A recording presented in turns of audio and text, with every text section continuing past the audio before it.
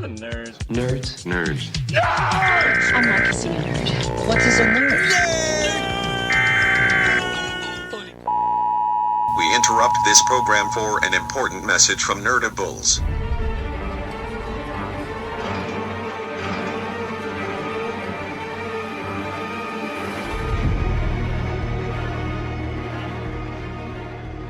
Welcome, Deadables, to episode 6 of the Walking Dead cast.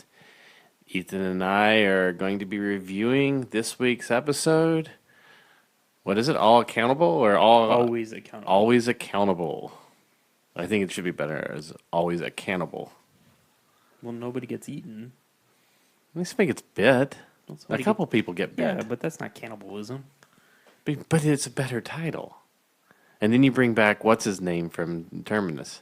Oh yeah, because he didn't get sliced up and hacked by Rick into a million pieces, right?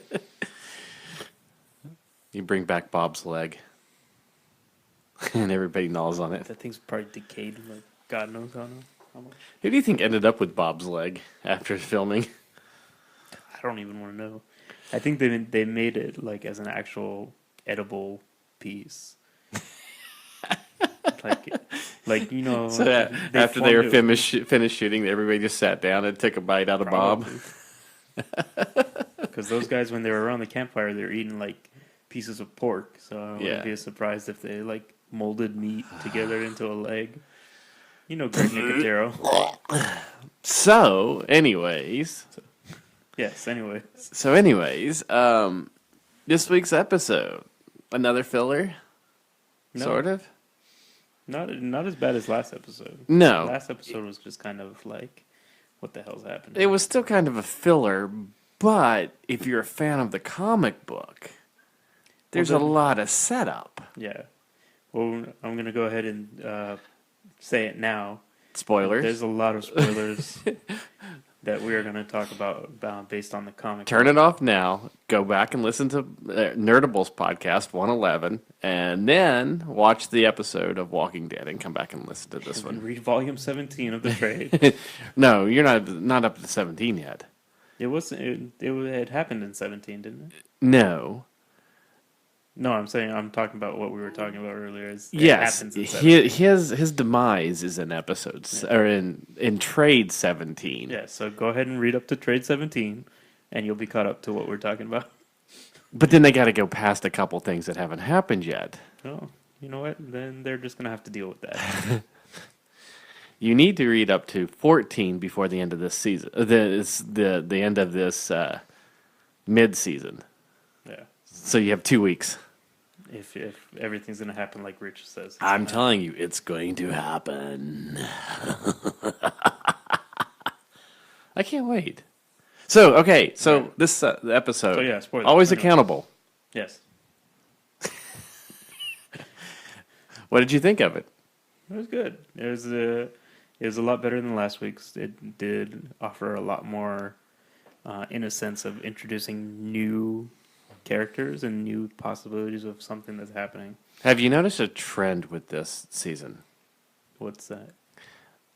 They're breaking up the episodes where they don't have since they have so many characters now. Mm-hmm. They're breaking up these episodes to focus on 2 or 3 characters at a time. Well, I mean, that's really what all they can do with a big ensemble cast. You know, the first week had just about everybody in it. It was setting it up. It showed a lot of flashbacks, and then the next week, everybody was split up. You know, you had Carol and them still in Alexandria. You had Rick and them out in the Wasteland. And then the wasteland. Well, that's what it is now. I mean, and then vice versa. And then you had the whole Morgan episode by himself, and then you had the whole Rick episode, and now you have this episode with. Well, yeah, I mean they have to. When you have like 10 to 12 main characters. Mm-hmm. I mean, you gotta really. There are going to be times where you're going to have to focus on 2 of the characters. And how many do we have until the mid-season finale? I think there's 2 more episodes left. There's 1 more and then the mid-season finale. Right, 2 more episodes. 2 more weeks. Take break, yeah. So next week we should find out Glenn's story. I still think they're waiting until the very last. Do you think they'll tie?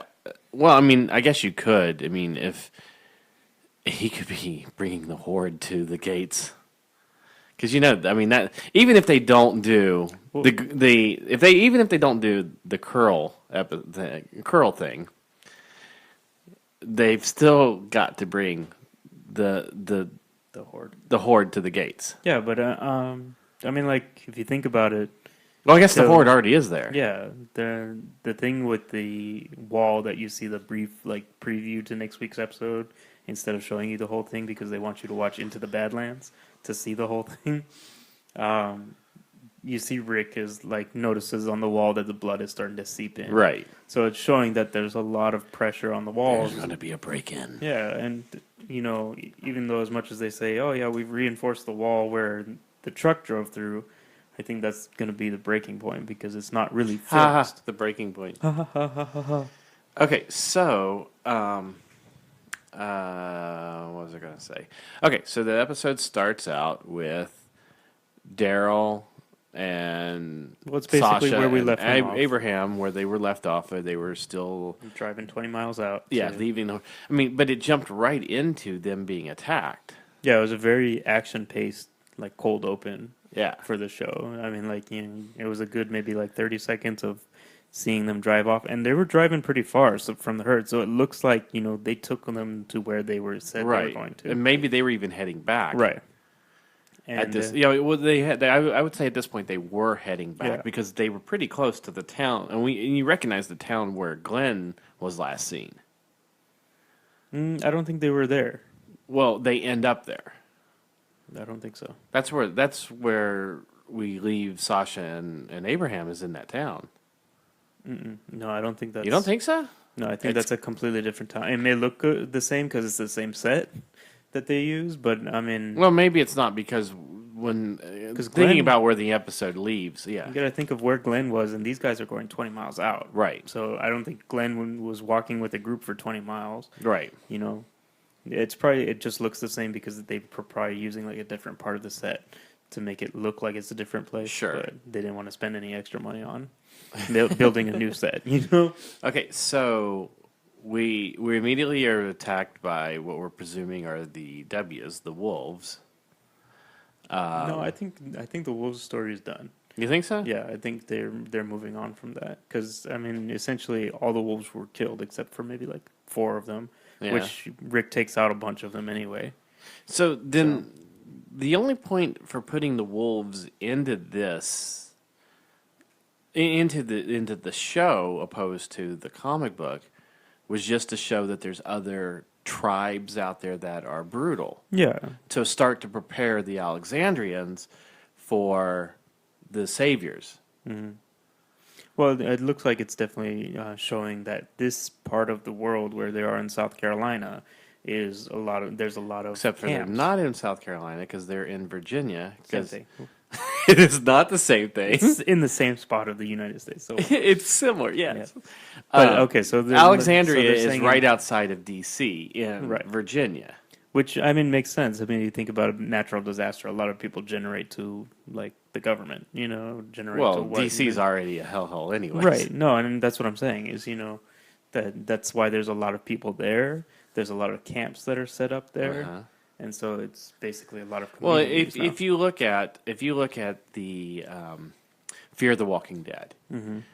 and you use that as... Which, if you really think about it, the Fear the Walking Dead came at a good time because it showed you, where we had just gotten to Alexandria in the main story, mm-hmm.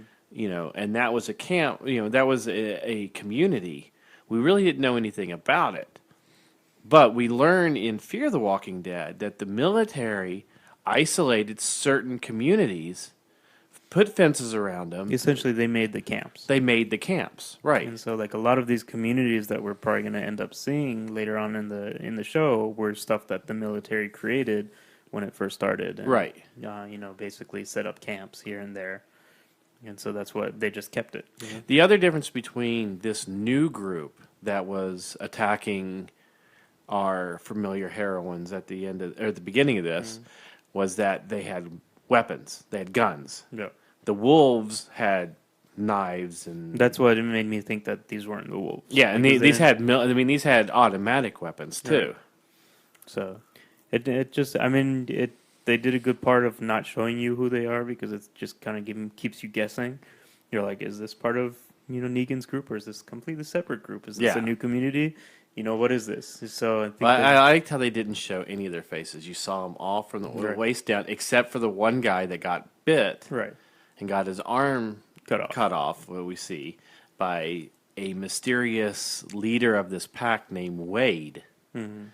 Now, we don't know anything about Wade. He's maybe just a lieutenant that's out there with this group, but they did seem to be very organized, because you Which heard it him does saying seem- flank, and you Right. know, It does seem, like he is going to be assuming a role very similar to someone in the comics named Dwight.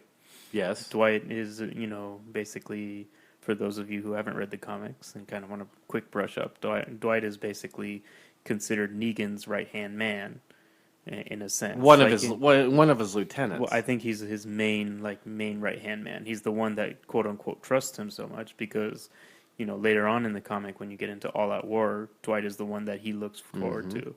Did you notice though when Daryl came across the 3 runaways, we never learned their names. Right.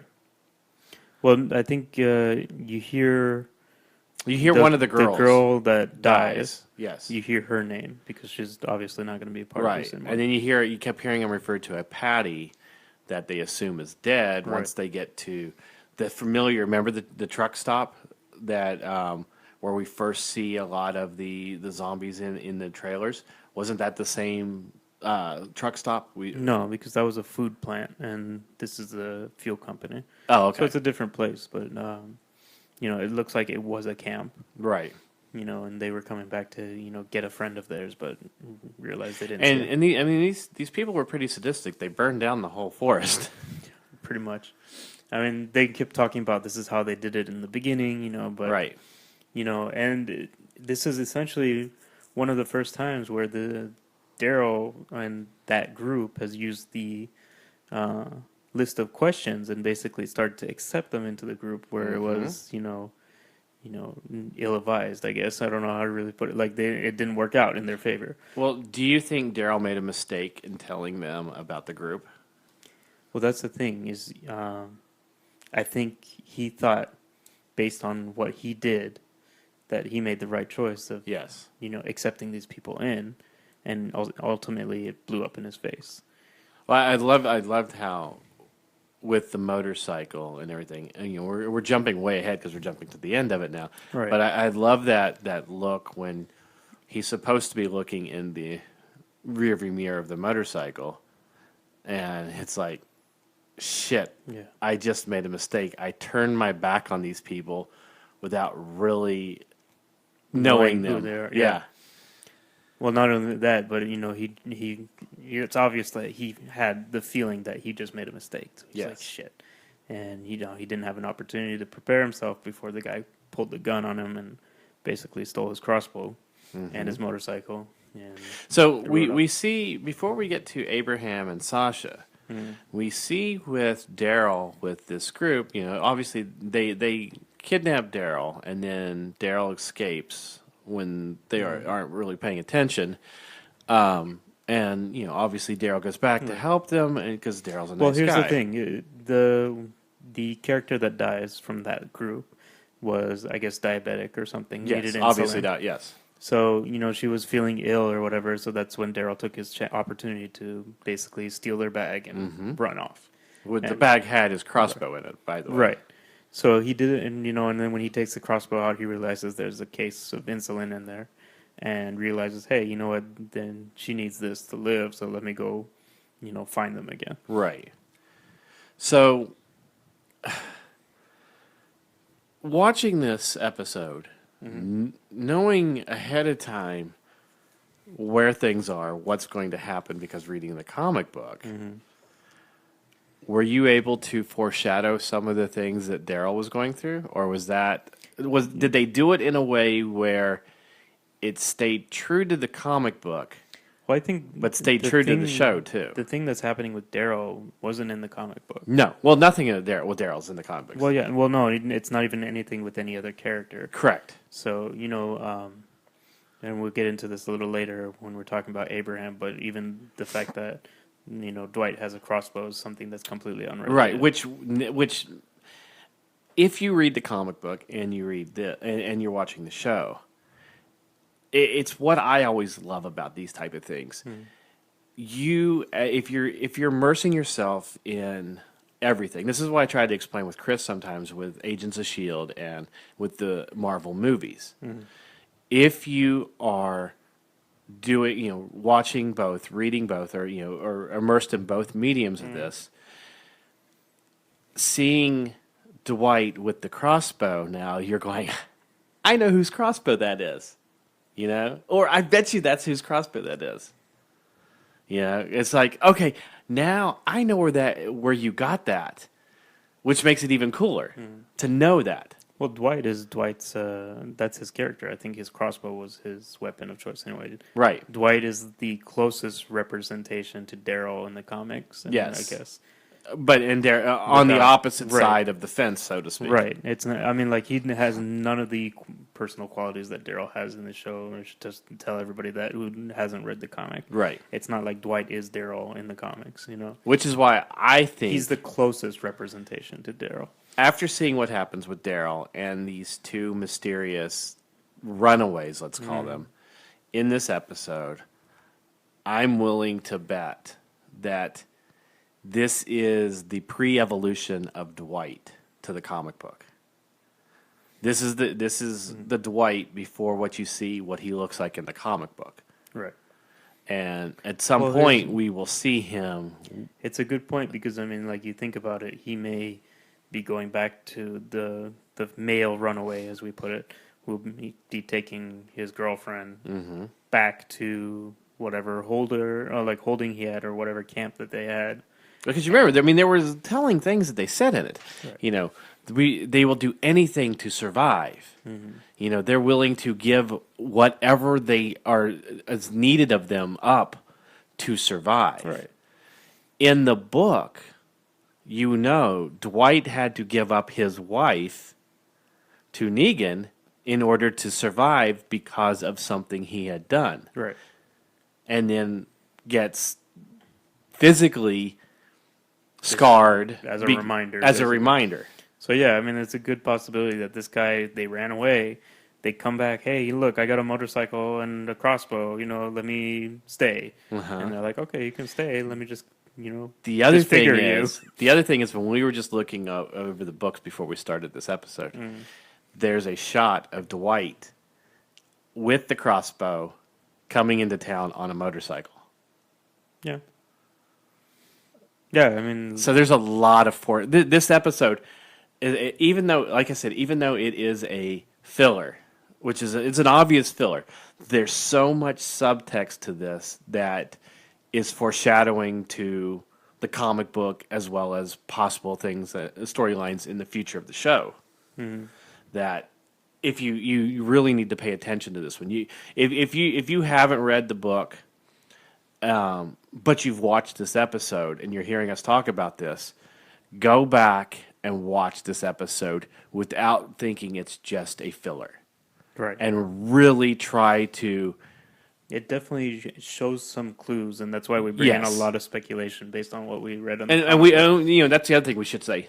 What we talk about on here with what could happen with the comic book is speculation, because Kirkman has said that they aren't beholden to the comic book. Right. They will make changes. There are some storylines that they will use. There are storylines that they haven't used yet from the book that they will possibly go back to.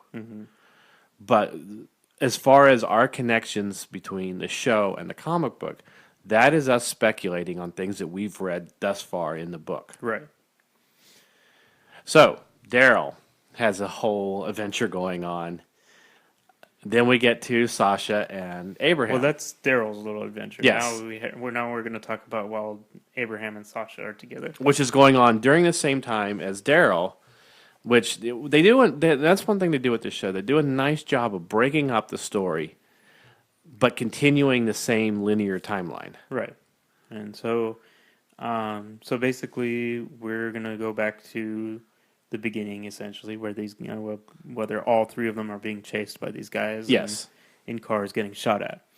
And so, Daryl goes off because he gets separated because of he's being shot at, and then he gets separated because of zombies. Well, and they're things driving essentially in tandem, and Daryl like slips or something, and the motorcycle like slips from under him, and he loses traction. So like the Sasha and Abraham are driving off while Daryl is basically recovering himself to get back on the bike and go.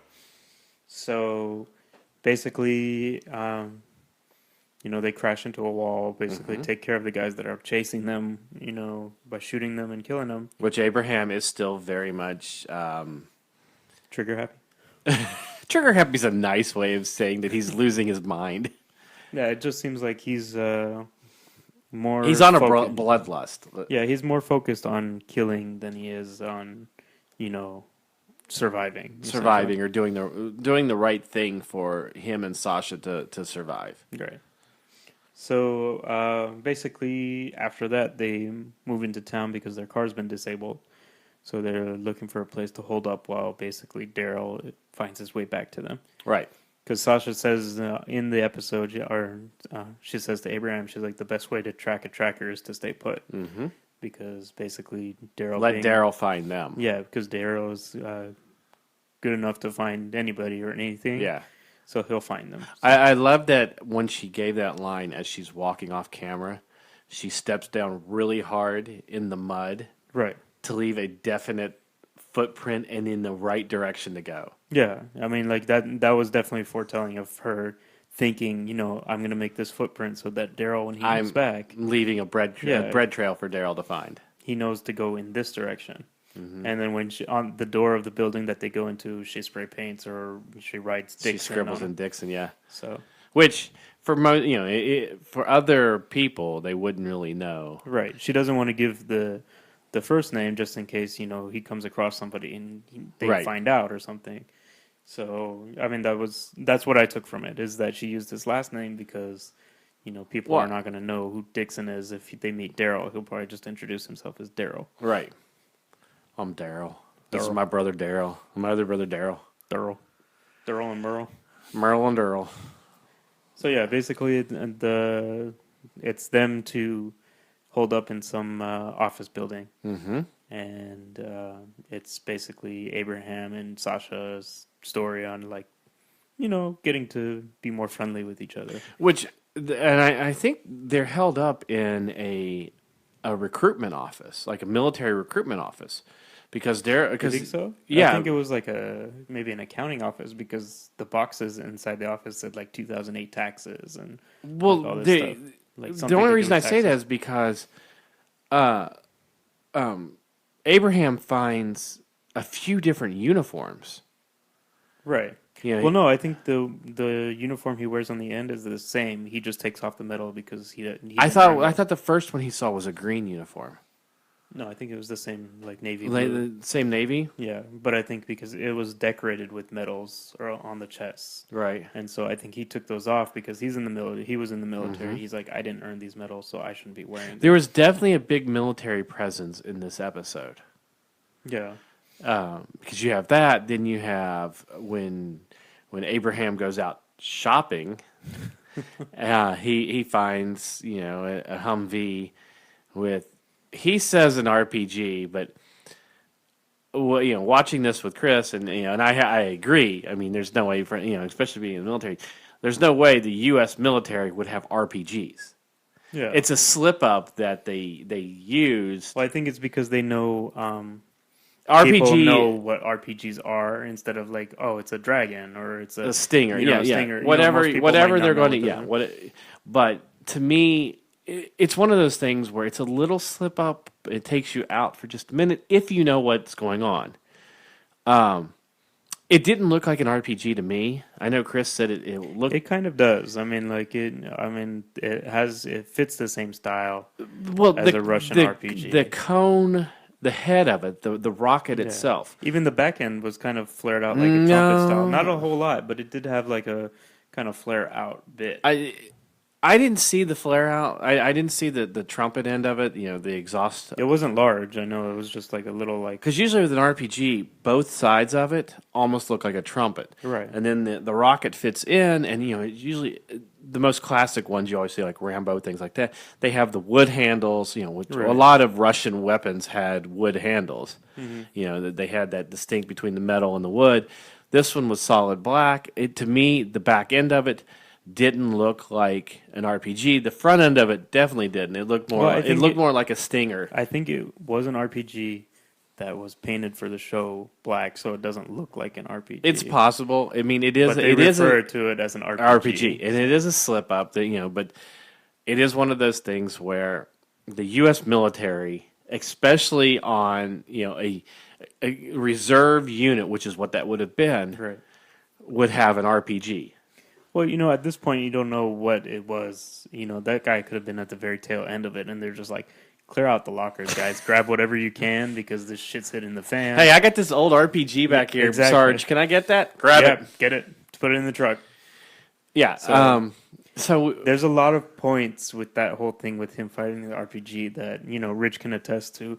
Me kind of sitting up, and I'm like, oh, you can tell, happen. And Ethan was getting a little chubby there. Chubby?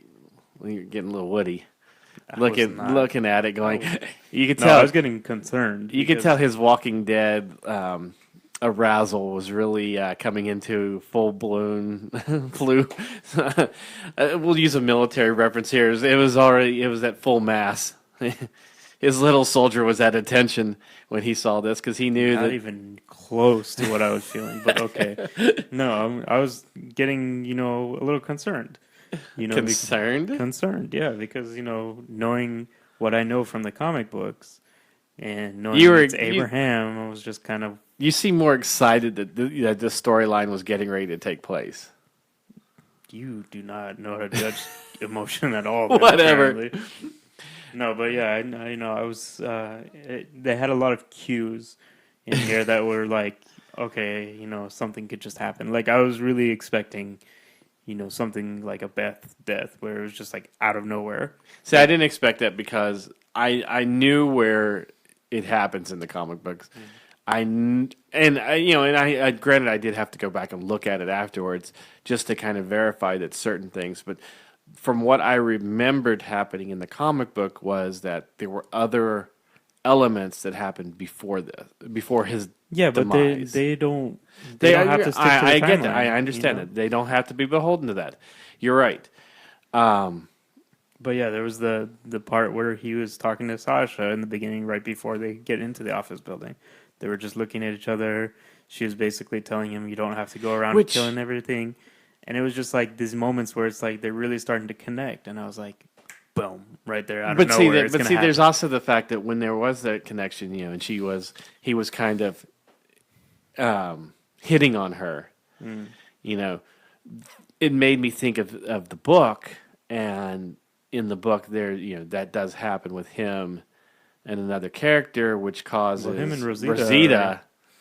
Because remember, in the book. In the book, him and Rosita kind of break off, and he ends up sleeping around with some other chick. With Holly, which Holly is dead in the in the TV series. But yeah, I mean, essentially, yeah, it does kind of break it off. But they haven't shown anything between Abraham and Rosita for them to be like broken up to kind of. Well, I thought Rosita was a little concerned with him or something in the last episode, where she's like, "No, Abraham's not dead. I feel it," or something. She makes some kind of reference to it. I think. I'm pretty sure. But anyway, yeah, it's like, there was that moment. There was the time where he is up on the roof where he basically finds the rocket launcher. We're going to use that instead of RPG because it's not an RPG. There we go. We'll go with rocket launcher. He finds the rocket launcher. He's sitting on top of that fence where the zombie with the rocket launcher is hanging. Which is hanging over the edge of a fence that broke off the roof or something. Apparently. Well, it wasn't a roof because or a bridge or something. Yeah, it was like a bridge or something. It looked like almost like an overpass or something. And there's that whole moment. Actually, for a minute, I thought, are they going to kill him by letting the zombie bite him? Because they were so close, and it was like that zombie could have, just like bitten him so easily. Well, that was him like coming to face with what he's become or whatever. That was Yeah. that whole struggle. But I was thinking that whole time, he's going through that struggle, and yells at the zombie or whatever, and then like the zombie falls off the fence. But like, but wiggles his I way love free. I love the fact that during that whole struggle there, he does see it's like what just kill him, and then they show the patch that's on the soldier's uniform and everything, and it's like he can't kill him. It's another and that was his that when he sees that patch, that's what brings him back to his sanity almost, Right. because it's like no, This is like one of his brothers. right, essentially. exactly. And then I love the cigar thing. He goes back and pushes and sits down. And just about as he sits down, he lights up. The zombie just kind of falls. And that's what I was thinking. Is right when he started lighting up the cigar, boom, he could have gotten shot. But that was another part. I really honestly thought that the rocket launcher that was strapped to the walker's back was going to go too, and it was just going to explode. Yeah, And that's what then- I thought too. But then you see it just hanging on the fence there, and it's just like, oh well, shit. There we go. I'll just grab the it. look on Abraham's face is like, oh, well, shit, fucking karma. Exactly. So So he walks back into to Sasha with a duffel bag and a rocket launcher. a rocket launcher case. Yeah. So looks like he cleared out that truck or whatever that was. That Yeah. got the supplies from there. That's like, holy fuck, where the the rocket hell shell. did you get that? Yeah. So, essentially that's what happens. Daryl ends up finding them, and Daryl found a gas truck that. Well, he goes back to where he leaves the motorcycle when he finds the runaways, and there happened to be a motorcycle guy, like zombie, half. Well, he's completely skeleton except for this helmet, Right. and the head's moving. And he realizes through the matter of circumstances, he realizes his tracking skills, I guess, that the motorcycle guy he got sees hit. he and- sees the sign that says fuel company or whatever, and then Right. he looks up. He notices that there's a truck buried in the yeah. woodland area that's there. And I don't know. So Have you been in the woods, Ethan? no, I haven't. Obviously, you could tell, right? in the woodland. You know what I'm talking about. in the trees. In the trees. There you go. So he finds the truck and essentially figures it can start, so he takes it and goes. He ends up finding Abraham and Sasha, and they all get together in the fuel truck and start heading back. Could you make out what the radio was? The The first part, communication? no. The first part, I think it was just kind of a scramble or whatever, and he says repeat or say it again, Right. And then the very last thing you hear before the episode ends is help on the walkie-talkie. Was that help? Yeah, So was that Glenn? You think? it could be. It could be very very well be. I have a feeling because I had this feeling that they bring Glenn back so that everybody comes back together. It kind of sounded like Glenn, but I'd have to go back and watch it again. Yeah. Because it was telling with 2 episodes ago when you hear Rick yelling to open the gates. Right. It's very telling that that's Andrew Lincoln's voice, and so that we kind of knew. Oh well, it's Rick coming back. So Right. we know that. And this kind of sounded like Glenn, but I couldn't really catch on to it because it was just like right at the end, right when they cut off, so you weren't really paying attention. Yeah. But yeah, I think it could very well be Glenn.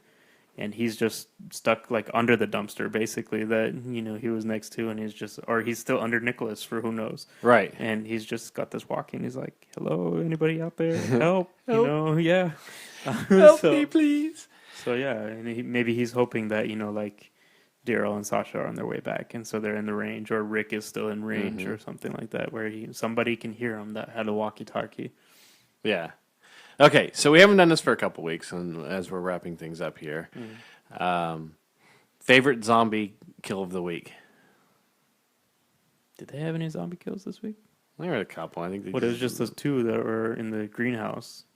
there were those. There was the plant zombie. The one that That's so okay. Before we'll do, because I mean, there really wasn't a zombie kill of the week. There was, Daryl. I think was the one that killed any there was walkies. like 3 zombies. I think died Daryl. normally. Yeah, It wasn't anything. Daryl that was stabbed him spectacular. in the head with. Well, he shot him with the crossbow. There's the one- He shot one with the crossbow and shot, or the other 2 that were like melted under plastic or the glass. that he got those with the knife after they ate the third runaway girl. And then there's the guy in the truck, the fuel truck that yeah. he finds. Those are the only 4 that I remember. because he left the one in the helmet. Yeah. He left that one alive. Okay, so what was your favorite walker of the week? Well, I mean, I think the one that was coming out of the woods. That I guess the makeup design and everything for those type of walkers. The same with It had a lot of moss. Yeah, and I think there was like a lily or a flower something growing out of growing the in it, back. yeah. Yeah. And it's the same with like the 1-2 episodes ago where they're in the sewer.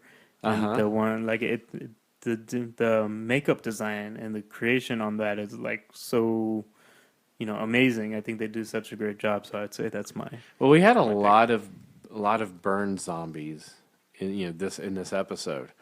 But I still think even the ones from last season, the burned zombies from was it last season or the season before? The one where the episode with Carol and Tyrese and the kids. Curl, Durl. The charged zombies, basically. Those I think were the best burnt zombies. Right. Yeah, but the motorcycle one was good. I love that because we still had Sebastian and Chris and everybody here from when we were recording the Nerdables podcast, and we were watching it, and they were like, I think Sebastian said, well, how the hell is he still alive? I mean, they're really pushing it because he's like completely burned up. He's just a skeleton, It's just essentially. a skeleton, but I guess the helmet protected him through the fire. It's possible. I mean, if you think about it. But then also you think there's a few other zombies where the runaway, when Daryl was walking with the runaways and they say we've burned this whole place down or whatever. Those were still kind of moving. so cool because you knew that they were. I mean, even though they were encased in glass. Well, not even those. The ones that were charred. Oh, they were walking by. There's a couple of them that were still moving. But you would think that, okay, even though no one stabbed their brain, the heat of. But you have to think what extent were they burnt? But the intensity of the heat, because they may have just like pop the brain. Yeah, but I mean, like think about it. Let's say they walk through like it would boil your brain at least. A fuel explosion. Let's say. Yeah. Okay, so like a flame shoots out of them, and they walk past it, but they don't catch on fire. So they're charred, but they're not. They weren't on fire, so they didn't like get enough heat. You know what I'm talking about? No. Well, I'm just saying. This is my. The 2 under the glass, the melted glass, were pretty cool too. I like the way they put that. Yeah. So I thought it was like more of a plastic. I thought it was plastic at first until they it broke shattered, out. Yeah. So I thought it was because it was a greenhouse. So I thought it was just like the vinyl that they put in greenhouses. It might be like a plastic vinyl. Yeah. Yeah. But then they break out, and obviously, I guess they were supposed to be kids because they said they used to babysit them. And these 2 girls weren't any more than early 20s, if that. So they were like, oh, But they looked a lot older. Like they would have been like adults. The zombies, yeah, they looked like they would have been zombies. But But they said that we used to babysit them. We thought they took off towards the north when this whole thing started. Maybe that was just a slip up on their part. But yeah, either that or maybe he said maybe we used to babysit for them, or they used to babysit us. No, because they said them for sure. Right. So maybe they said they babysitted for them instead of babysitting. Do you think there's them? a stigma with them trying that the show won't show kids now as zombies or being, or as walkers or, being killed because they're kids and, some mother's organization's going to freak out on them? Well, I think they'd be concerned showing kids, but they've shown it before. Like not Sophia season 2. Yeah, but I think that it's not something that has progressed the story or is not pertinent to the story. No, but there are kids in the world. Yeah, well, I mean, There like has to you be take you're kid taking walkers. an assumption that these kids are like eaten first, basically. Like they were So like they just they're just eaten up, completely up. Like then that's why. But I mean, like I think that one season where Daryl and Maggie go to the like daycare center, like that would have been a perfect spot to put like Oh yeah, a zombie baby. I think and the everybody's been wanting a zombie baby right, since Judith was born. right, and I think the whole thing in season 2 was Sophia, and I think it was just that the actress who played Sophia had such a like a fear after that, being she was just really scared, and I think this is the reason why they wrote her off the show so quick. Oh, She left the show essentially, like her mother was saying that she was having nightmares about Oh, doing the really? show and stuff like that. So I think that's the whole reason why they ended up doing the thing with Sophia. I mean, I could be wrong. That could be something that was because in completely the made book, up. Sophia's still alive. Right? But She's pretty much the adopted daughter of Glenn and Maggie. And right. And so I think that that was the main reason why they made Sophia a zombie. But it also makes it very powerful. I mean, yeah. they were looking for Sophia for the whole season. yeah, but yeah, I think because that's when Daryl really made his turn. yeah, because Daryl was the one that ended up shooting her. Yeah, but was- Daryl was the one that embraced Carol. He's the one who really went out on It his was his own, season, looking like his for him. character development in that season was to basically show, he's not just another redneck. He's not like Merle, essentially. Merle. Yeah. And so, yeah. Okay, so anything else that you can take away from this episode?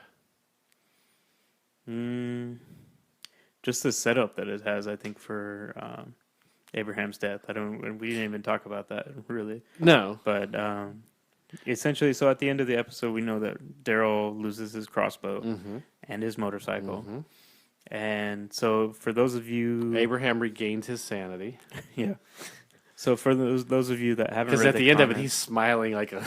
yeah, I mean, like you can see he essentially falls asleep in the truck. Yeah. Like he's talking about always when Sasha's like, "Do you want to, take the first shift, or you want to take a nap?" And he's like, "Well, I'm gonna take, I want the former." Yeah. So he's always talking about how he's got to go. He's I got to can't go. sleep. Can't He sleep. even says to her, you can't sleep? Yeah.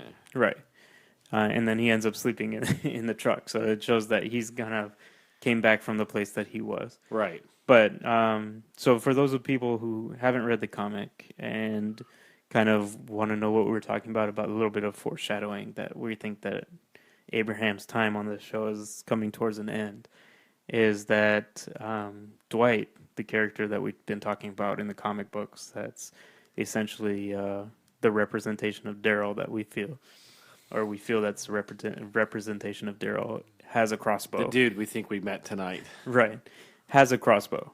He's, and in the comic book, it's Eugene and Abraham going around to the neighboring city of Alexandria, trying to find like guns and ammo, and basically on a supply run where, Dwight ends up shooting Abraham in the back of the head with an arrow, just point like out of nowhere, like Eugene. It's where the saviors are starting to head towards, towards Alexandria. Well, it's essentially after we meet the saviors in the comic book. This is a different part. I think this is the part where Rick basically turns. So essentially, we're talking that Dwight shoots Abraham in the back of the head with an arrow, and it just kind of comes out with a crossbow, and it comes out of nowhere. It's basically Eugene and Abraham are talking about something, and it's just like they're full in conversation, and then boom, there's an arrow through the back of Abraham's head. They literally it's like they walk into an ambush. Yeah, essentially, it's almost like Dwight knew that these guys were part of the group that just turned them away, and kind of took it as a revenge. Is like Rick didn't let them in or didn't let them get their supplies or whatever, and so this is their revenge essentially. So, is there anything else you want to add to this episode, or anything else that you were excited about with this episode, or that you were glad to see? Well, I mean, it's nice as a foreshadowing episode. you kind of get the feeling that Abraham's time is out. See, I think kind of- when some of this stuff does happen, if you go back and look at this episode, then you will see the foreshadowing. It's like sometimes with like Doctor Who and some of those other shows, they're building up something that doesn't have a payoff, till maybe the end of that season or the next season or something. I have a feeling the payoff to this episode will be in the latter half of the second half of the season. I have a feeling that the last couple episodes of this season will be what this foreshadowing, what this was foreshadowing. Right, and especially the fact that they've officially casted Negan. Yes. You kind of see that a lot of the stuff that happens in the comic book is kind of coming into play, where they're really, getting ready to introduce. What do you think of their casting of Negan? I think they have the look straight on. I like think it's he's dead on. Perfect. Yeah. The actor himself, and I don't remember anything that he's done. He was the comedian in Watchmen. That's right. That's why when I saw, as soon as I saw it, I'm like, the comedian in Watchmen is a perfect fit for a Negan archetype. Yes. Yeah, I do. Okay, yeah, and now I know who he is. Let me see. I think as soon as I saw that post come up on Facebook, I went, yes, that's it. That is Negan. That is exactly the Negan I want. Jeffrey Dean Morgan. Yes.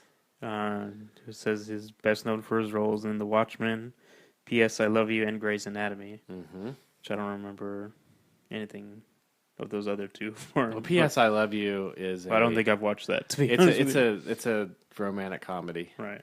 I don't think I remember watching that at all. But even Grey's Anatomy, I don't remember him being a part But of if it. you watch him in Watchmen, you can see Negan.